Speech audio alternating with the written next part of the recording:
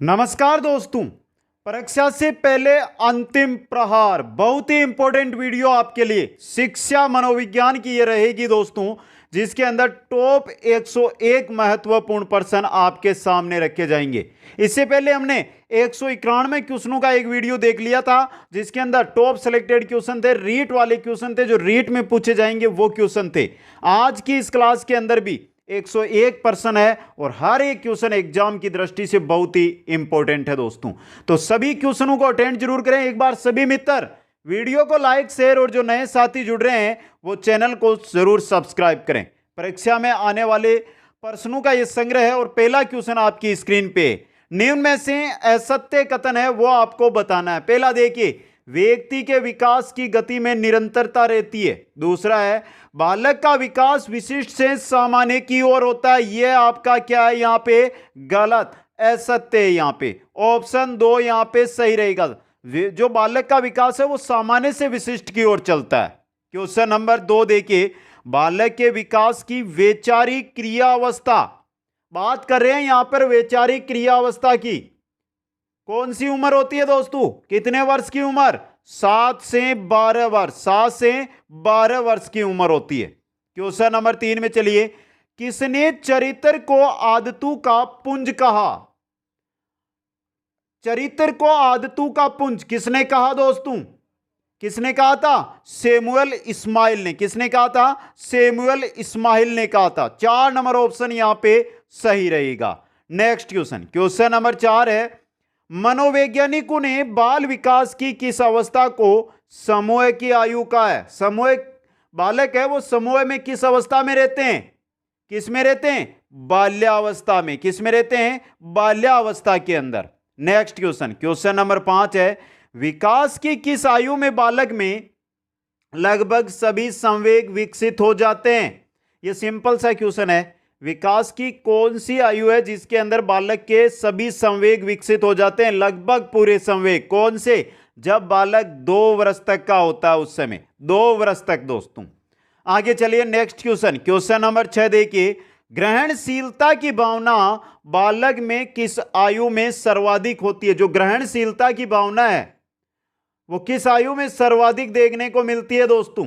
किस आयु के अंदर? 7 से 8 वर्ष के अंदर। ऑप्शन 2 यहां पे सही रहेगा। क्वेश्चन नंबर 7 देखिए, बोलने व उच्चारण करने की योग्यता, बोलने व उच्चारण करने की योग्यता शिशु किस आयु में प्राप्त कर लेता है? बोलने और उच्चारण करने की योग्यता किस आयु के अंदर मित्रों? जब वह 1 वर्ष तक का होता है तब बोलने लग जाता है शिशु। आगे चलिए नेक्स्ट क्वेश्चन में, क्वेश्चन नंबर आ रहा है आपका 8, बाल्यावस्था की विशेषता नहीं है। देखिए पहला, विकास में स्थिरता आती है बाल्यावस्था में, यथार्थवादी दृष्टिकोण विकसित होता है, अधिगम में तीव्रता रहती है, लेकिन उक्त कोई नहीं। 4 नंबर ऑप्शन, इनमें से ये जो है बाल्यावस्था की विशेषताएं है, कोई भी ऐसी नहीं है जो इनमें से नहीं है। तो ऑप्शन 4 यहां पे सही रहेगा। नेक्स्ट क्वेश्चन नंबर 9 है, मनोवैज्ञानिक गुडेनफ के अनुसार व्यक्ति के संपूर्ण मानसिक विकास का कितना भाग 3 वर्ष तक की आयु में हो जाता है? गुडेनफ के अनुसार पूछा है कि जो संपूर्ण मानसिक विकास एक बालक का होता है उसमें से 3 वर्ष तक जब वो होता है 3 वर्ष का, तो कितना विकास हो जाता है दोस्तों? कितना हो जाता है? आधा विकास, 1/2 भाग का विकास 3 वर्ष तक की आयु में हो जाता है दोस्तों। क्वेश्चन नंबर 10 में चलिए, विकास की प्रक्रिया चलती है, विकास की प्रक्रिया कहां तक चलती है दोस्तों? कहां तक? जीवन पर्यंत। विकास की जो प्रक्रिया होती है यह जीवन पर्यंत चलती है। क्वेश्चन नंबर 11 में चलिए, शारीरिक विकास का क्षेत्र है, शारीरिक विकास, हड्डियों में विकास, स्नायु मंडल का विकास, मांसपेशियों में वृद्धि, ये सभी शारीरिक विकास के अंतर्गत आते हैं। उक्त सभी। ऑप्शन 4 यहां पे सही रहेगा आपका। क्वेश्चन नंबर 12 है, वंश परंपरा के मुख्य वाहक, वंश परंपरा के मुख्य वाहक कौन होते हैं दोस्तों? आनुवांशिकता की बात हो रही है यहां पे। कौन होते हैं? जीन्स होते हैं। ऑप्शन 1 यहां पे क्या रहेगा आपका? सही रहेगा। और इंपॉर्टेंट क्वेश्चन भी है एग्जाम की दृष्टि से दोस्तों। आगे चलिए, क्वेश्चन नंबर आ रहा है आपका 13। शेषवा अवस्था में शिशु होता है, शेषवा अवस्था के अंदर शिशु संवेगात्मक दृष्टि से दर्द नहीं, आत्म केंद्रित होता है। कैसा होता है? आत्म केंद्रित। दोस्तों क्वेश्चन नंबर 14 में चलिए, जीन पियाजेट का बाल विकास वर्गीकरण किस सिद्धांत पर आधारित है? जीन पियाजे का जो बाल विकास वर्गीकरण है वो कौन से सिद्धांत पर आधारित है? दोस्तों कौन से सिद्धांत पर? संज्ञानात्मक विकास के सिद्धांत पर। ऑप्शन 4 यहां पे सही रहेगा। क्वेश्चन नंबर 15 देखिए, शिक्षक को बाल्यावस्था एवं किशोरावस्था में शारीरिक एवं मानसिक विकास की विशेषताओं एवं उनके प्रभावक कारकों का ज्ञान होना आवश्यक है, क्योंकि इससे क्या होता है दोस्तों? बाल्यावस्था एवं किशोरावस्था में जो शारीरिक और मानसिक विकास की विशेषताएं हैं, उनके प्रभाव कारक है, उनका ज्ञान होना आवश्यक है। क्यों आवश्यक है मित्रों? क्योंकि इससे अधिगम है वो क्या हो जाता है? सरल हो जाता है। अधिगम क्या हो जाता है? सरल हो जाता है।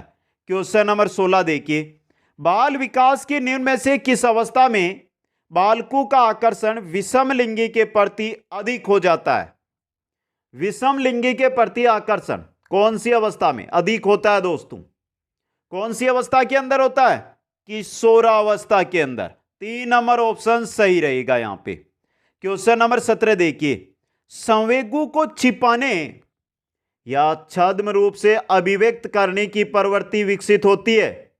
संवेगों को छिपाने या छद्म रूप से अभिव्यक्त करने की जो प्रवृत्ति है वो कौन सी अवस्था में विकसित होती है? कौन सी में? किशोरावस्था के अंदर। 3 नंबर ऑप्शन आपका यहां पे सही रहेगा। क्वेश्चन नंबर 18 देखिए, बालक के समाजीकरण का प्राथमिक स्तर या घटक है। बालक के समाजीकरण का प्राथमिक स्तर कौन होता है दोस्तों? परिवार। कौन? परिवार। ऑप्शन 2 सही रहेगा। क्वेश्चन नंबर 19 है, निम्न में से असत्य कथन है वो आपको बताना है। पहला, भीषण विपत्ति की आशंका एवं उसका सामना न कर पाने की विवशता बेसंवेग होने का एक कारण है। यह तो सही है। किशोरावस्था में काम संबंधी बे उत्पन्न हो जाते हैं, यह भी सही है। तीसरा है, बे बालक को समाज विरोधी प्रवृत्ति एवं अनुपयोगी कार्यों की ओर प्रवृत्त करता है। नहीं करता है, बे नहीं करता है दोस्तों। यह आपका असत्य है यहां पे। तो ऑप्शन 3 क्या हो जाएगा? यहां पे सही हो जाएगा। क्वेश्चन नंबर 20 में चलिए, 20 नंबर क्वेश्चन क्या कह रहा है? सिंपल क्वेश्चन है ये आपके लिए। कह क्या रहा है? बीज कोष की निरंतरता के नियम के प्रतिपादक, बीज कोष की निरंतरता का जो नियम है उसके प्रतिपादक है कौन है दोस्तों? Simple question. बीज कोष कौन है? विजमेन है दोस्तों। कौन है? विजमेन। क्वेश्चन नंबर 21 की ओर चलते हैं। किस नियम के अनुसार बालक अपने माता पिता के विशिष्ट गुणों का त्याग करके सामान्य गुणों को ग्रहण करते हैं? किस नियम के अनुसार जो बालक है वो अपने माता पिता के विशिष्ट गुण है उनका तो त्याग करते हैं और सामान्य गुणों को ग्रहण करते हैं दोस्तों? यह नियम कौन सा है दोस्तों? यह है आपके प्रत्यागमन का नियम है। कौन सा नियम है? प्रत्यागमन का नियम। 2 नंबर ऑप्शन सही रहेगा। क्वेश्चन नंबर 22, किस नियम के अनुसार माता पिता द्वारा अपने जीवन काल में अर्जित किए जाने वाले गुण उनकी संतान को प्राप्त होते हैं दोस्तों? किस गुण के कारण? संक्रमण का नियम, इसके द्वारा प्राप्त होते हैं। 3 नंबर ऑप्शन सही रहेगा। आगे चलिए 23 नंबर, मेंडल के नियम के प्रतिपादक, सबको पता है, नाम ही मनोवैज्ञानिक का दे दिया है, ग्रेगर जॉन मेंडल है। कौन है? Gregor John Mendel. Question number 24 देखिए, किस नियम के अनुसार वर्ण संकर प्राणी या वस्तुएं अपने सामान्य अथवा मौलिक रूप की ओर अग्रसर होती है? कौन सा नियम कहता है? जो वर्ण संकर का नाम आते ही आपको पता चल जाना चाहिए कौन सा नियम काम कर रहा है यहां पे? मेंडल का नियम। कौन सा काम कर रहा है? मेंडल का नियम कर रहा है। क्वेश्चन नंबर 25 है, मेंडल ने किस पर प्रयोग किए थे? आपने छोटी कक्षाओं में पढ़ा होगा, मटर का पौधा। मेंडल ने किया था तो चूहे व मटर पर प्रयोग किए थे मेंडल में।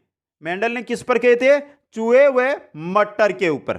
क्वेश्चन नंबर 26 है, किस नियम के अनुसार जैसे माता पिता होते हैं वैसी ही संतान होती है? यह नियम कौन सा नियम है दोस्तों? जैसे माता पिता वैसी ही संतान, यह नियम है आपके समानता का नियम। कौन सा है? समानता का नियम है दोस्तों। 4 नंबर ऑप्शन यहां पे सही रहेगा। क्वेश्चन नंबर 27 देखिए, किस नियम के अनुसार बच्चे अपने माता पिता की सच्ची अनुकृति नहीं होते? ऐसा कौन सा नियम है जो ये कहता है कि बच्चे अपने माता पिता के सच्ची अनुकृति नहीं होते? दोस्तों कौन सा नियम ये कहता है? इंपॉर्टेंट क्वेश्चन बन सकता है ये भी। ये कहता है आपके भिन्नता का नियम। कौन सा कहता है? भिन्नता का नियम दोस्तों। आगे चलिए क्वेश्चन नंबर 28 देखिए, थोरनडाइक ने अधिगम के कितने प्रमुख नियम दिए थे? प्रभाव का नियम, तत्परता का नियम और अभ्यास का नियम। कितने दिए थे? 3 नियम दिए थे। 4 नंबर ऑप्शन सही रहेंगे। क्वेश्चन नंबर 29 देखिए, प्रभाव का विस्तार नियम संबंधित है। जो प्रभाव का विस्तार नियम है वो कौन किससे संबंधित है? थोरनडाइक से। किनसे संबंधित है? थोरनडाइक से दोस्तों। क्वेश्चन नंबर 30 की ओर चलिए, जब एक परिस्थिति में प्राप्त अधिगम ज्ञान का प्रयोग अन्य परिस्थिति में सीखने में कठिनाई उत्पन्न करे तो वो कहलाता है, आपने जो ग्रहण किया है वो अगली परिस्थिति में आपको कठिनाई बाधा उत्पन्न कर रहा है आपके लिए, तो वो क्या होगा? कौन सा स्थानांतरण होगा दोस्तों? कौन सा होगा? नकारात्मक स्थानांतरण होगा वो। 4 नंबर ऑप्शन सही रहेगा। क्वेश्चन नंबर 31 में चलिए, अधिगम के किस सिद्धांत में अभ्यास द्वारा सीखने पर सर्वाधिक बल दिया गया है? अधिगम का ऐसा कौन सा सिद्धांत है जिसमें अभ्यास द्वारा सीखने पर बल दिया जाता है दोस्तों? किस पर दिया जाता है? उद्दीपन अनुक्रिया सिद्धांत पर दोस्तों। तो यहां पे 2 नंबर ऑप्शन आपका सही रहेगा।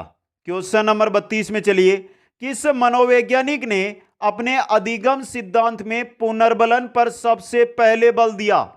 पुनर्बलन पर सबसे पहले बल किस अधिगम सिद्धांत में किस मनोवैज्ञानिक ने दिया? मनोवैज्ञानिक नाम पूछा है यहां पे, तो सही रहेगा आपका स्किनर दोस्तों। स्किनर ने पुनर्बलन पर बल दिया था दोस्तों। क्वेश्चन नंबर 33, गेस्टाल्टवादियों के अनुसार अंतर्दृष्टि को प्रभावित करती है। गेस्टाल्टवादियों के अनुसार अंतर्दृष्टि को प्रभावित करती है, बुद्धि भी करती है, समस्या की रचना भी करती है और प्रत्यक्षीकरण भी करती है। तो अंतर्दृष्टि को तीनों प्रभावित कर रहे हैं। उक्त सभी ऑप्शन 4 यहां पे सही रहेगा। क्वेश्चन नंबर 34 में चलिए, अधिगम का प्रयास एवं भूल का सिद्धांत। अधिगम का प्रयास एवं भूल का सिद्धांत किसने प्रतिपादित किया था दोस्तों? प्रयास एवं भूल का सिद्धांत किसने? थोरनडाइक ने दोस्तों। ऑप्शन 1 सही रहेगा। क्वेश्चन नंबर 35 देखिए, स्थानांतरण एक परिस्थिति में अर्जित ज्ञान, प्रशिक्षण और आदतों का दूसरी परिस्थिति में स्थानांतरित किए जाने का उल्लेख करता है। किसके द्वारा दी गई यह परिभाषा? किसने बताई स्थानांतरण की यह परिभाषा? किसने बताई थी? सोरेनसन ने। किसने दी थी यह परिभाषा? सोरेनसन ने दी थी। क्वेश्चन नंबर 36, कक्षा में सीखे गए जोड़, गुणा, भाग आदि के ज्ञान का प्रयोग बालक बाजार में कार्य की गई वस्तुओं के मूल्य के हिसाब किताब में करता है। यह क्या है दोस्तों? यह अधिगम का स्थानांतरण है और सकारात्मक स्थानांतरण का यह क्या है? उदाहरण है दोस्तों। और अच्छा क्वेश्चन है आपके लिए ये। आगे चलिए नेक्स्ट क्वेश्चन में चलते हैं। क्वेश्चन नंबर 37 देखिए, जब संकेत किसी चेतन या क्रियात्मक अनुक्रिया के लिए उद्दीपन के रूप में कार्य करता है तो इसे कहते हैं, संकेत है वो चेतन या क्रियात्मक अनुक्रिया के लिए उद्दीपन के रूप में कार्य करता है तो इसको चिन्ह कहा जाता है। क्या कहा जाता है? चिन्ह दोस्तों। क्वेश्चन नंबर 38, विज्ञान और गणित में चिंतन को के सारे ही विकसित किया जाता है। विज्ञान और गणित के अंदर जो चिंतन है इसको किसके सारे विकसित किया जाता है? सूत्रों के सारे। किनके सारे? सूत्रों के सारे विकसित किया जाता है दोस्तों। क्वेश्चन नंबर 39 में चलिए, चिंतन को प्रभावित करने वाले कारक सशस्त्र प्रेरणा व बुद्धि, प्रत्यय, ध्यान तथा रुचि, भाषा, सतर्कता व लचीलापन, उपरोक्त सभी चिंतन को प्रभावित करने वाले कारक है दोस्तों। क्वेश्चन नंबर 40 में चलिए, चिंतन में अत्यधिक सहायक होती है, चिंतन में अत्यधिक सहायक होती है पूर्व दृष्टि, पश्चात दृष्टि, अंतर्दृष्टि, सभी चाहिए चिंतन के अंदर, तो पूर्व दृष्टि भी, पश्चात दृष्टि भी और अंतर्दृष्टि भी, तो उपरोक्त सभी चिंतन में क्या है, सहायक है दोस्तों। क्वेश्चन नंबर 41 देखिए, चिंतन के विकास का उपाय क्या है, चिंतन के विकास का उपाय पूछा है। पहला देखिए, शिक्षकों को बालकों के ज्ञान का विस्तार करना चाहिए, क्योंकि ज्ञान चिंतन का मुख्य स्तंभ है। शिक्षक को बालकों को तर्क, वाद विवाद, समस्या समाधान और चिंतन शक्ति को प्रयोग करने के अवसर देने चाहिए। शिक्षक को बालकों को जिज्ञासु बनाना चाहिए। ये सभी है जो चिंतन के विकास में उपाय है, सहायक है। उपरोक्त सभी ऑप्शन 4 यहां पे सही रहेगा। आगे 42 नंबर क्वेश्चन आ रहा है, किस मनोवैज्ञानिक के अनुसार आगमनात्मक विधि खोज और अनुसंधान की विधि है, आगमनात्मक विधि खोज और अनुसंधान की विधि है, किस मनोवैज्ञानिक ने ऐसा कहा, किसने कहा, भाटिया ने दोस्तों। 3 नंबर ऑप्शन सही रहेगा। नेक्स्ट क्वेश्चन में चलिए, सृजनात्मक चिंतक द्वारा किस प्रकार का तर्क अधिक प्रयोग किया जाता है, सृजनात्मक चिंतन के द्वारा किस प्रकार का तर्क अधिक है जो प्रयोग किया जाता है दोस्तों, आगमनात्मक तर्क। कैसा, आगमनात्मक तर्क दोस्तों। क्वेश्चन नंबर आगे चलते हम, क्वेश्चन नंबर आ रहा है आपका 144, निम्न में से कृत्रिम अभिप्रेरक है, पुरस्कार, प्रशंसा, दंड या सभी। ये चारों जो 3 दिए ना आपको, पुरस्कार, प्रशंसा और दंड, ये तीनों के तीनों कृत्रिम अभिप्रेरक है आपके, तो उक्त सभी 4 नंबर ऑप्शन यहां पे सही रहेगा आपका। क्वेश्चन नंबर 45 है, किस मनोवैज्ञानिक के अनुसार अभिप्रेरक 2 प्रकार की, यथा एक तो जन्मजात और दूसरा अर्जित, किसने बताए, जन्मजात और अर्जित अभिप्रेरक किसने बताए थे, थॉमसन ने, किसने बताए थे, थॉमसन ने बताए थे दोस्तों। क्वेश्चन नंबर 46 है, निम्न में से कौन सी अभिप्रेरणा की विधि नहीं है, पाठ में रुचि उत्पन्न करना, यह तो है, बालकों में प्रतिद्वंद्विता की भावना का विकास, यह भी है, अच्छे कार्यों के लिए बालकों की प्रशंसा करना, यह भी है, उक्त में से कोई नहीं। 4 नंबर ऑप्शन सही है यहां पे। क्वेश्चन नंबर 47 है, प्रेरणा छात्र में रुचि उत्पन्न करने की कला है, प्रेरणा छात्रों में रुचि उत्पन्न करने की कला है, अधिगम में अभिप्रेरणा के महत्व को दिग्दर्शित करने वाला यह कथन है किसका दोस्तों, किसका, ये थॉमसन का कथन है, ये ऑप्शन 2 यहां पे सही रहेगा। क्वेश्चन नंबर 48, निम्न में से कौन सी विधि अभिप्रेरणा की उचित विधि नहीं है, दंड का प्रयोग पहली ही उचित विधि नहीं है, अभिप्रेरणा की हम बात कर रहे हैं और वहां पर बात करें दंड की, तो यह कहां की उचित है, कहीं की उचित नहीं है दोस्तों। आगे चलिए, क्वेश्चन नंबर 49, गेरेट ने अभिप्रेरकों के कितने प्रकार बताए हैं, गेरेट ने अभिप्रेरकों के कितने प्रकार बताए दोस्तों, कितने प्रकार बताए, 3 प्रकार। 2 नंबर ऑप्शन यहां पे सही रहेगा। क्वेश्चन नंबर 50 देखिए, अभिप्रेरणा के संज्ञानवादी व्यवहार सिद्धांत का प्रतिपादन किसने किया था, संज्ञानवादी व्यवहार सिद्धांत किनका है मित्रों, ये लेविन, न्यूकाम्ब व वर्दीमर का, लेविन, न्यूकाम्ब व वर्दीमर का संज्ञानवादी व्यवहार सिद्धांत। क्वेश्चन नंबर 51 है, उपलब्धि अभिप्रेरणा सिद्धांत किस मनोवैज्ञानिक का है, उपलब्धि अभिप्रेरणा सिद्धांत किनका है दोस्तों, इंपॉर्टेंट क्वेश्चन आपके लिए बन सकता है, किनका है ये, मैकक्लेलैंड का, किनका है, मैकक्लेलैंड 1953 में, इंपॉर्टेंट क्वेश्चन आपके लिए ये। आगे चलिए, क्वेश्चन नंबर 52 है, व्यक्तिगत भिन्नता के प्रकार बताइए, व्यक्तिगत भिन्नता के आपको यहां पे क्या पूछे हैं, प्रकार पूछे हैं, तो बता दीजिए, मानसिक है, शारीरिक भिन्नता है, योग्यता और व्यक्तित्व में भिन्नता है, भावात्मक व स्वभावगत भिन्नता है। तो ये सभी व्यक्तिगत भिन्नता के प्रकार है। उपरोक्त सभी ऑप्शन 4 सही रहेगा। क्वेश्चन नंबर 53 है, किस मनोवैज्ञानिक ने व्यक्तिगत भेद इस प्रकार बताए हैं? सैद्धांतिक, आर्थिक, सामाजिक, सौंदर्यात्मक, राजनीतिक, धार्मिक। ये व्यक्तिगत भेद किसने बताए थे? स्प्रेंगर ने बताए थे। ये किसने बताए थे? स्प्रेंगर ने। और अच्छा क्वेश्चन बन सकता है ये भी एग्जाम की दृष्टि से। क्वेश्चन नंबर 54 देखिए, किस मनोवैज्ञानिक ने व्यक्तियों का भेद इस प्रकार किया? जैसे मानसिक रूप से स्तर, मानसिक रूप से अस्तर। ये किसने बताए? ये ट्राटर ने बताए दोस्तों। किसने बताए? ट्राटर ने दोस्तों। 3 नंबर ऑप्शन है जो यहां पे आपका सही रहेगा।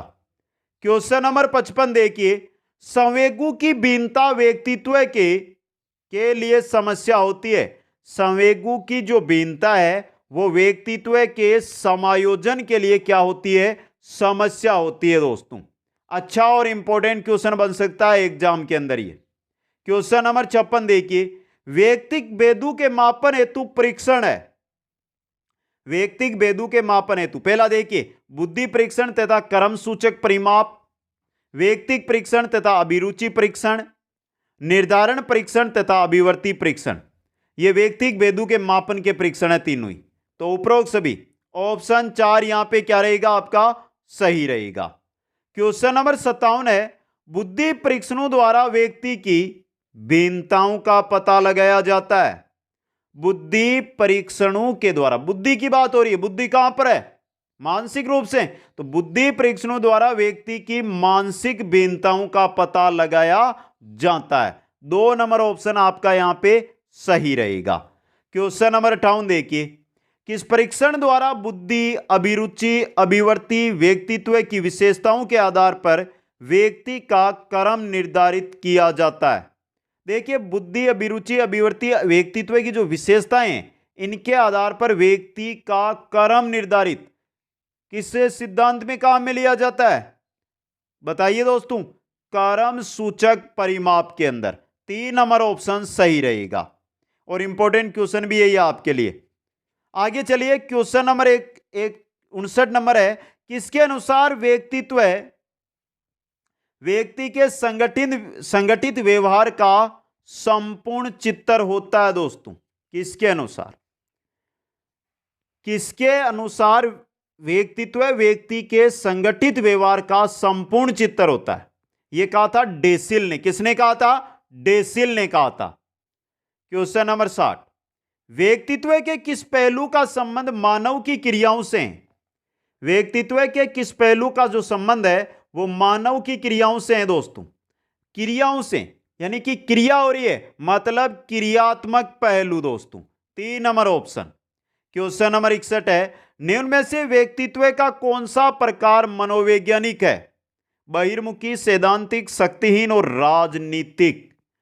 अब यहां पे आपको बताना है व्यक्तित्व का कौन सा प्रकार मनोवैज्ञानिक है। तो बहिर्मुखी, अंतर्मुखी बताए थे ना, पहला ऑप्शन 1 सही रहेगा। क्वेश्चन नंबर 62 है, व्यक्तित्व मापन की कौन सी विधि में व्यक्ति का मूल्यांकन उसके संपर्क में रहने वाले लोगों से करवाया जाता है? कौन सी विधि है जिसमें मूल्यांकन संपर्क में रहने वाले लोगों के द्वारा? किसमें? मानदंड मूल्यांकन विधि के अंदर। ऑप्शन 4 सही रहेगा।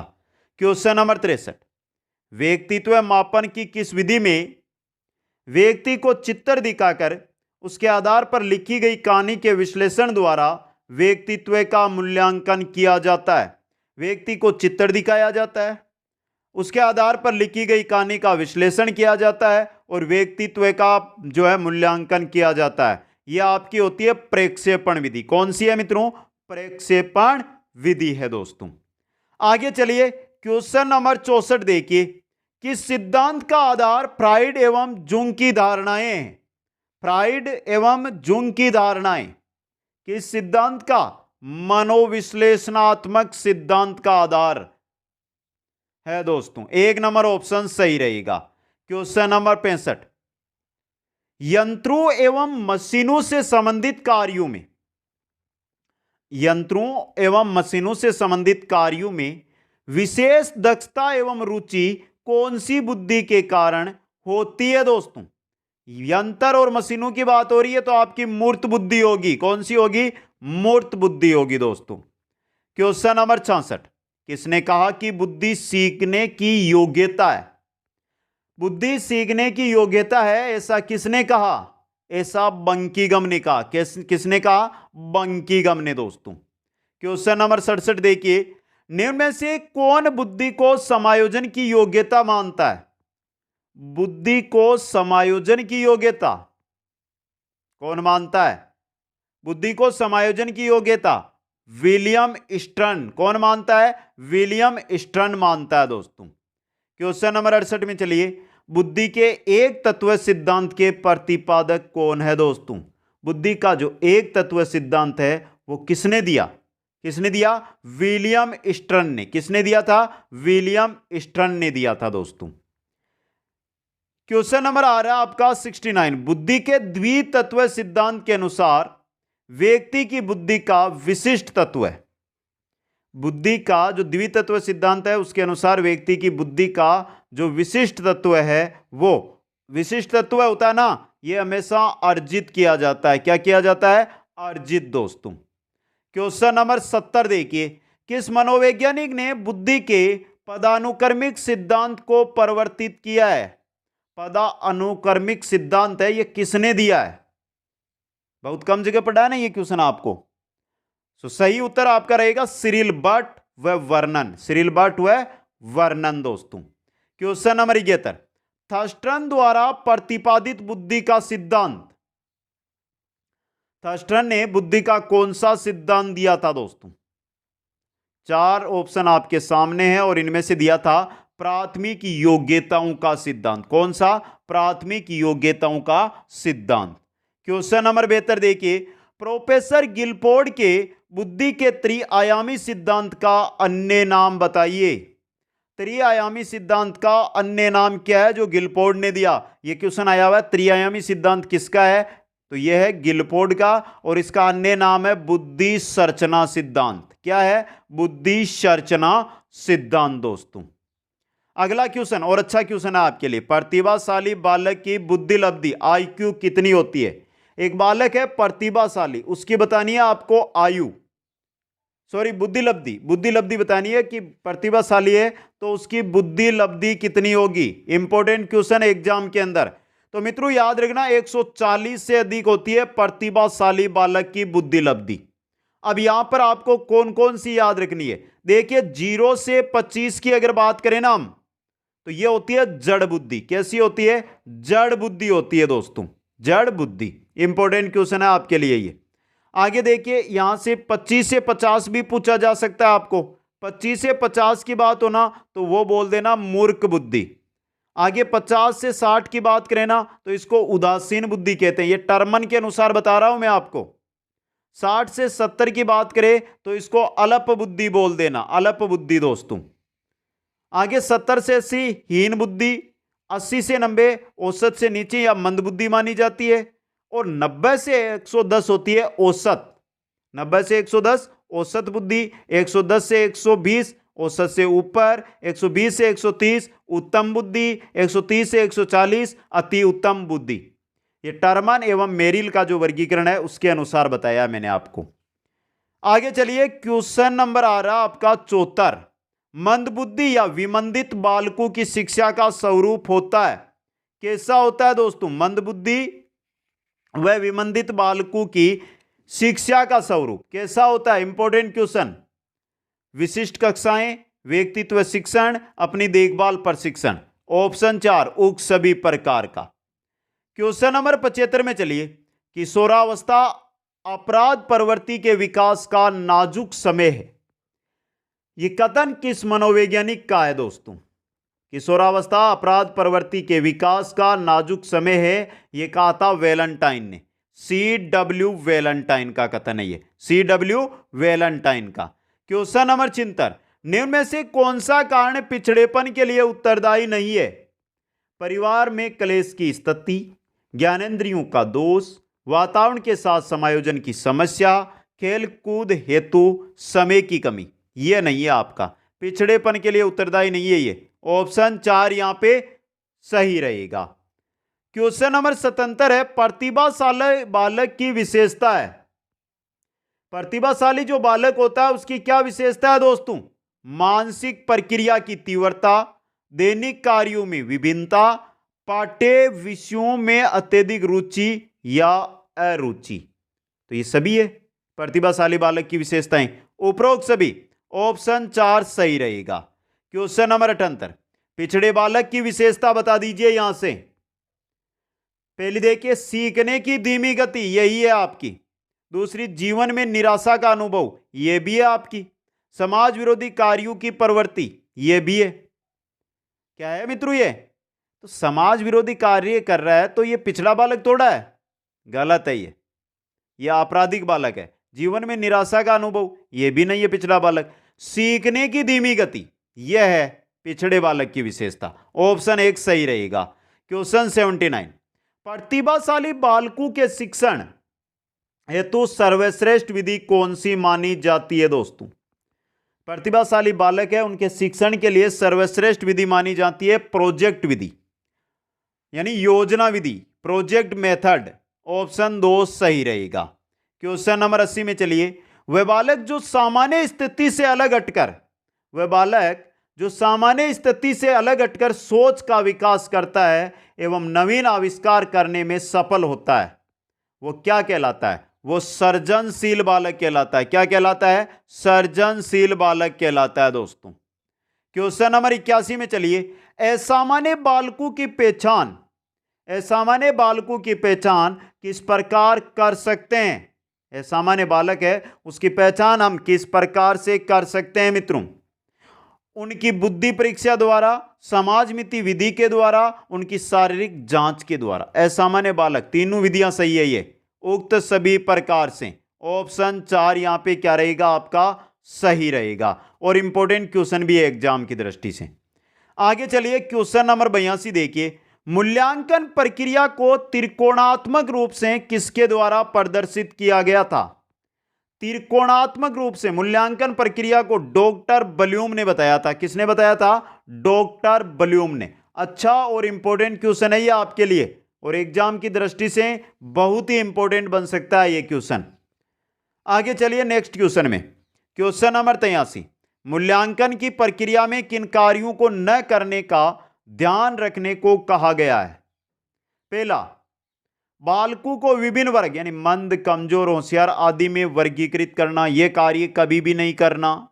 बालकों के बीच तुलना कर रखना, यह भी नहीं करना। उनके लिए नकारात्मक बयान देना, यह भी कभी ना देना। उपरोक्त सभी बातें हैं, ध्यान में रखनी चाहिए मूल्यांकन की प्रक्रिया के समय। ऑप्शन 4 सही रहेगा। क्वेश्चन नंबर 84 देखिए, मूल्यांकन प्रक्रिया में फीडबैक मुहैया कराना, फीडबैक मुहैया करना आवश्यक क्यों है मित्रों? ये सकारात्मक कार्यवाही के लिए है, विद्यार्थी की बेहतरी के लिए है, सीखने के तरीके के लिए है, मतलब उपरोक्त सभी के लिए फीडबैक मुहैया करना आवश्यक होते हैं। ऑप्शन 4 यहां पे रहेगा सही। और नेक्स्ट क्वेश्चन आता है 85, सतत और व्यापक मूल्यांकन में सतत पहलू के अंतर्गत मूल्यांकन के किस पक्ष का ध्यान रखा जाता है? सतत की बात हो रही है, केवल निरंतरता का, केवल आवधिक पक्ष का, इन दोनों का ध्यान रखा जाता है, आवधिक पक्ष और निरंतरता का, दोनों का दोस्तों। 3 नंबर ऑप्शन सही रहेगा। नेक्स्ट क्वेश्चन है आपका, मूल्यांकन के 2 पहलू, शैक्षिक व सह शैक्षिक, शैक्षिक यानी शिक्षा से जुड़ा हुआ, शैक्षिक अन्य गतिविधियां। शैक्षिक पहलू के में पाठ्यक्रम के क्षेत्र तथा सह शैक्षिक में शामिल होते हैं जीवन कौशल, सह पाठ्यचर्या अभिवर्तियां और मूल्य, ये सभी उपरोक्त सभी शामिल होते हैं सह शैक्षिक में। क्वेश्चन नंबर 87, सतत और व्यापक मूल्यांकन के कार्य है। सतत और जो व्यापक मूल्यांकन होता है इसके कार्य क्या है? पहला देखिए, अध्यापक को प्रभावकारी कार्य नीतियां आयोजित करने में सहायक है सतत और व्यापक मूल्यांकन। शिक्षार्थियों की शक्तियों, कमजोरियों व आवश्यकताओं का पता लगाने में सहायक है। शिक्षार्थी की प्रगति की सीमा और मात्रा का आंकलन में भी सहायक है दोस्तों। मतलब उपरोक्त सभी ऑप्शन 4 सही यहां पे आपका रहेगा। और इंपॉर्टेंट क्वेश्चन भी है एग्जाम की दृष्टि से ये। आगे चलते हैं हम नेक्स्ट क्वेश्चन की ओर। क्वेश्चन आ रहा है आपका 88, क्रियात्मक अनुसंधान हेतु प्रथम सोपान। पहला देखिए, समस्या की पहचान करना ही प्रथम सोपान होता है क्रियात्मक अनुसंधान के दौरान दोस्तों। अच्छा क्वेश्चन है आपके लिए, और ये मूल उद्देश्य भी होता है, जो समस्या है उसकी पहचान, उसको ढूंढना क्रियात्मक अनुसंधान का दोस्तों। क्वेश्चन नंबर 89, क्रियात्मक अनुसंधान का अंतिम चरण बता दीजिए। पहचान, परिभाषा, परिकल्पना, निष्कर्ष। क्या होता है अंतिम चरण? निष्कर्ष होता है दोस्तों। क्वेश्चन 90, राजस्थान में शैक्षिक क्षेत्र में क्रियात्मक अनुसंधान को बढ़ावा देने वाली संस्था है। शैक्षिक क्षेत्र के अंदर क्रियात्मक अनुसंधान को राजस्थान में कौन सी संस्था बढ़ावा दे रही है? माध्यमिक शिक्षा बोर्ड राजस्थान दोस्तों। क्वेश्चन नंबर 91, शिक्षा के क्षेत्र में क्रियात्मक अनुसंधान को प्रोत्साहन देने हेतु प्रायोगिक योजना का प्रारूप किसके द्वारा निर्मित किया गया है? किसके द्वारा? एनसीईआरटी के द्वारा। एनसीईआरटी के द्वारा बनाया गया है इसको। और अच्छा और इंपॉर्टेंट क्वेश्चन है आपके लिए ये। आगे चलिए नेक्स्ट क्वेश्चन की ओर। क्वेश्चन आ रहा है आपका 92, आरटीई एक्ट, आरटी 2009। तो आरटीई एक्ट के अनुसार शिक्षक हेतु प्रति सप्ताह कार्य घंटे निर्धारित है। प्रति सप्ताह 45 घंटे दोस्तों। 3 नंबर ऑप्शन सही रहेगा। क्वेश्चन नंबर 93, आरटीई के अनुसार 6ठी कक्षा से 8वीं कक्षा हेतु छात्र शिक्षक अनुपात होना चाहिए। अब मित्रों ये क्वेश्चन है लास्ट रीट में आया, जबकि हम किताबों में, गाइडों में और आरटी पढ़ते हैं तो 1:35 बताया गया है, या 35:1 मान लो। और एग्जाम में इसको सीधा दे दिया कि आरटी के अनुसार कक्षा हेतु छात्र शिक्षक अनुपात है, वहां पर सीधा मान लिया 1:30, जबकि हमारे अकॉर्डिंग 6ठी से ये 8वीं तक होगा 35:1 दोस्तों। आगे चलिए नेक्स्ट क्वेश्चन में। क्वेश्चन नंबर 94, आरटी की निम्न में से कौन सी विशेषता नहीं है? 6 से 14 वर्ष आयु वर्ग हेतु मुक्त शिक्षा विशेषता है। प्राइवेट ट्यूशन का अंत यह भी है। शारीरिक दंड एवं मानसिक प्रताड़ना का निषेध यह भी है। निजी विद्यालयों को प्रोत्साहन यह नहीं है। ऑप्शन 4 सही रहेगा। क्वेश्चन नंबर 95, निःशुल्क और अनिवार्य बाल शिक्षा का अधिकार अधिनियम के प्रभावशील होने की तिथि बताई दीजिए। दोस्तों तारीख है 1 अप्रैल 2010। जम्मू कश्मीर को छोड़कर संपूर्ण भारत में इस दिन यह लागू हो गया था। ऑप्शन 2 सही रहेगा। क्वेश्चन नंबर 95, राजस्थान सरकार द्वारा किस कक्षा तक सभी विद्यार्थियों हेतु राजकीय शिक्षण शुल्क मुक्त कर दिया गया है दोस्तों? किस कक्षा तक? वर्तमान में कक्षा 1 से 12 है, जबकि आपके आरटी की बात करेंगे तो 1 से 8 दोस्तों। क्वेश्चन नंबर 96, संविधान के कौन से अनुच्छेद में अंतर्गत 14 वर्ष तक की आयु के बच्चों को मुक्त एवं अनिवार्य शिक्षा प्रदान करने का प्रावधान किया गया है दोस्तों? कौन से अनुच्छेद में? अनुच्छेद 45 के अंदर। ऑप्शन 3 सही रहेगा। क्वेश्चन नंबर 97, संविधान में कितने वर्ष तक की आयु तक अनिवार्य एवं निःशुल्क शिक्षा की बात की गई है? कितने दोस्तों? 14 वर्ष तक। ऑप्शन 4 सही रहेगा। अगला क्वेश्चन, क्वेश्चन 97, यदि किसी विद्यालय में कक्षा 1 से 5 तक 125 बच्चे हो तो आरटी एक्ट के तहत न्यूनतम कितने शिक्षक होना आवश्यक है? अच्छा क्वेश्चन आया आपके सामने ये दोस्तों। बताइए दोस्तों, बात कितने? 125 की बात हो रही है, 1 से 5वीं कक्षा तक दोस्तों। तो यहां पर देखिए आरटी एक्ट के अनुसार बताऊं ना मैं आपको, तो 60 छात्रों तक अध्यापकों की संख्या 2, 61 से 90 अगर होते हैं, 61 से 90 तो अध्यापकों की संख्या 3, 91 से 120 अध्यापकों की संख्या 4, और 121 से 200 तक कितने हैं? 5। तो यहां पे 125 है तो कितने होंगे? 5 अध्यापक दोस्तों। अब मित्रों देखिए 150 से जैसे ही ऊपर निकलते हैं, 150 से जैसे ही छात्र ऊपर निकले तो वहां पर 5 शिक्षक प्लस 1 प्रधानाध्यापक होना चाहिए। प्रधान अध्यापक होना चाहिए। समझ गए मित्रों? अब यहां पे 200 बालकों से अगर ऊपर निकल जाए तो अध्यापक विद्यार्थी अनुपात है वो क्या होगा, 1:40 होगा दोस्तों। ये तो कक्षा 1 से 5 तक का रिकॉर्ड है। चलो अब 6 से 8 तक के देख लेते हैं। 6 से 8 तक की अगर हम बात करें दोस्तों तो वो बहुत ही इंपॉर्टेंट, 6 से 8 तक है, सेम ही पैटर्न है, अंत में थोड़ा सा परिवर्तन आपको है जो वहां पर देखने को मिलेगा दोस्तों। यहां पर देखिए 6 से कम प्रति कक्षा एक शिक्षक इस प्रकार का होगा, जो विज्ञान और गणित का होगा, सामाजिक अध्ययन का होगा और भाषा जो हिंदी है, संस्कृत है, अंग्रेजी है, इनका एक अध्यापक होना जरूरी है दोस्तों। और यहां पर देखिए 35 बालकों पर एक अध्यापक होना भी क्या है, जरूरी है। 35 बालकों पर एक अध्यापक जरूरी है दोस्तों, ये इंपॉर्टेंट। अगला क्वेश्चन नंबर 98, कक्षा 6 से 8 तक विद्यालयों में शिक्षकों के लिए आवश्यक है कि, क्या आवश्यक है मित्रों, यह भी अच्छा और इंपॉर्टेंट क्वेश्चन है।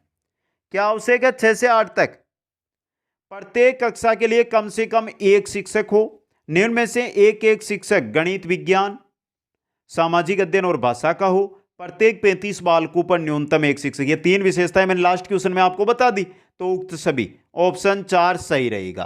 क्वेश्चन 99, आरटी एक्ट के अनुसार कक्षा 1 से 5 तक के लिए एक शैक्षणिक सत्र में न्यूनतम कितने घंटे शिक्षण कार्य होना आवश्यक है? 800 घंटे। कितने घंटे? 800 घंटे दोस्तों। अच्छा और इंपॉर्टेंट क्वेश्चन आपके लिए। अगला क्वेश्चन नंबर 100, 86वें संविधान संशोधन अधिनियम द्वारा प्रारंभिक शिक्षा के अधिकार को बना दिया गया है। क्या बना दिया गया? कब बना?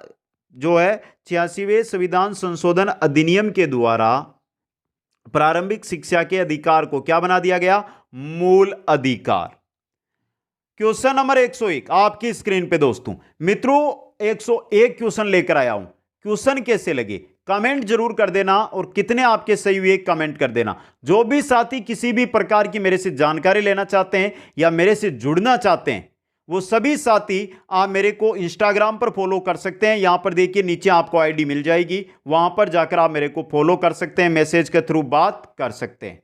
आरटी एक्ट संविधान के किस अनुच्छेद की पालना में लागू किया गया है दोस्तों? किस अनुच्छेद? अनुच्छेद 21 की पालना में। ऑप्शन 2 यहां पे सही रहेगा। तो मित्रों आपसे विनती, आपसे आशा यह रहेगी कि वीडियो को आप अधिक से अधिक शेयर करेंगे, लाइक करेंगे, और जो नए साथी मेरे साथ जुड़े हैं वो चैनल को सब्सक्राइब करेंगे। आप सभी को बहुत बहुत धन्यवाद। जय हिंद, जय भारत।